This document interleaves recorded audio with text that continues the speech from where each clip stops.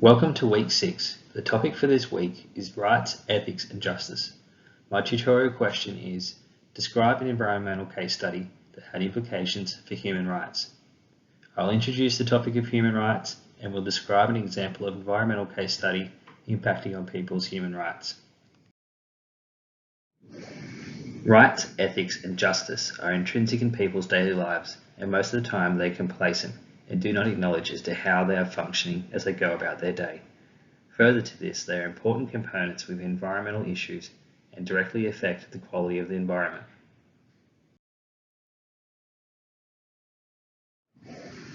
Environmental health and quality are interwoven within people's lives.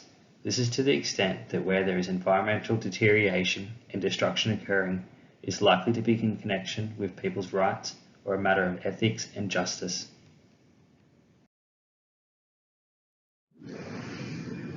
Tourism Voice 98 demonstrated that countries or regions where people have less rights or freedoms are far more likely to live in poor environmental conditions. For example, polluted water and air with higher pollutant concentrations.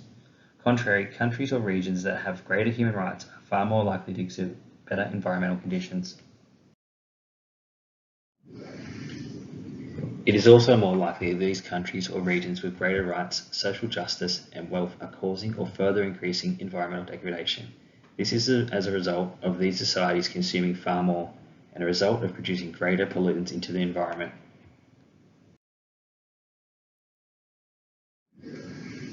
Basic human rights are impacted through poor quality environmental conditions. Populations, many that are from minorities, live in areas that are faced with environmental injustice. This inequality can have increased likelihood of poor health within these societies and a reduction in quality of life. For example, oil exploration in the African nation of Nigeria, namely the exploration and extraction by the Shell Company and the British government starting in the mid-20th century, generating a boom in resource extraction in the region and having many effects on the region. The discovery of a viable oil field within Ogoniland, a region of Nigeria, saw the commencement of extraction and production of commercial oil from the delta. Ogoniland accounts for 90% of Nigeria's total production, making Nigeria one of the largest producing nations of oil in the world.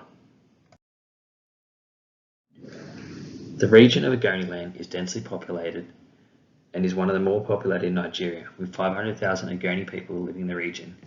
It is primarily made up of farmland, exhibiting fertile soil with a sufficient supply of water to enable its inhabitants to farm productively. The mass production by the joint venture, which includes the Nigerian government as a majority shareholder, equates to 80% of the gross revenue for the government. Revenue from almost 1 million barrels of oil produced daily, with the total production by 1994 equaling $30 billion in oil. The Shell Petroleum Development Company, or the SPDC, is responsible for the operation of 5 oil fields in total. A network of pipes cross through the region, with some pipelines directly passing through farmland and villages. From commencement up until 1991, this network resulted in nearly 3,000 spills within the region. The blame for these poor environmental standards was shifted around, with the SPDC not taking responsibility. Although there was some compensation paid, it was inadequate, barely covering the cost of the lost crop. Additionally, this compensation did not take into account the long-term damage, cost to the environment and to the people of the region. Oil spills were not the only environmental concern for the region and the Ogoni people. Further compounding the environmental degradation was the byproducts of the production of oil. For example, there are networks of gas flares within close proximity of villages, polluting the regional air with carbon dioxide, methane and fine particulates. While the oil production has had significant positive effects to the economy of Nigeria, the Ogoni people have lost valuable farmland through either oil spills or the construction of associated infrastructure. Further, they've had the effects of heavy pollution, decreasing the quality of life in the region. There is great divide within the region. This is due to a number of reasons. For example, there is a large number of ethnic groups, political and military power struggles. However, unity started within the region in 1945 with the Ogoni people realizing they were equally dealing with the effects of oil production, lack of development, and the resulting environmental degradation. The formation of movements in 1990 seen groups of Ogoni seeking justice and their basic rights for access to a clean and healthy environment.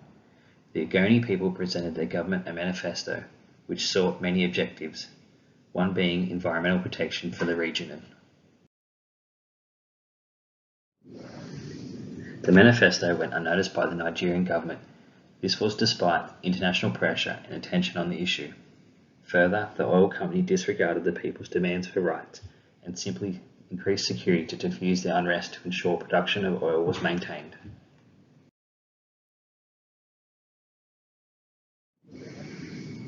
The following years resulted in many struggles of power and human rights violations across the region.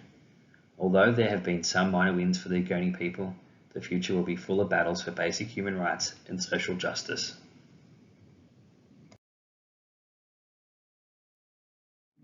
There is an intrinsic nature of rights, ethics, and justice to people's lives. There is an interconnectedness to the environment and environmental issues. Therefore, the environment and the ecological service it provides cannot be taken for granted. The human right for quality environmental health should be at the forefront of decision making. This concludes the Week 6 Rights, Ethics and Justice tutorial. Unfortunately, in this day and age, there are still acts of human rights injustice. Our environment is rapidly being pushed into a state of no return, and as a result, people's basic human rights are being impacted. Thank you.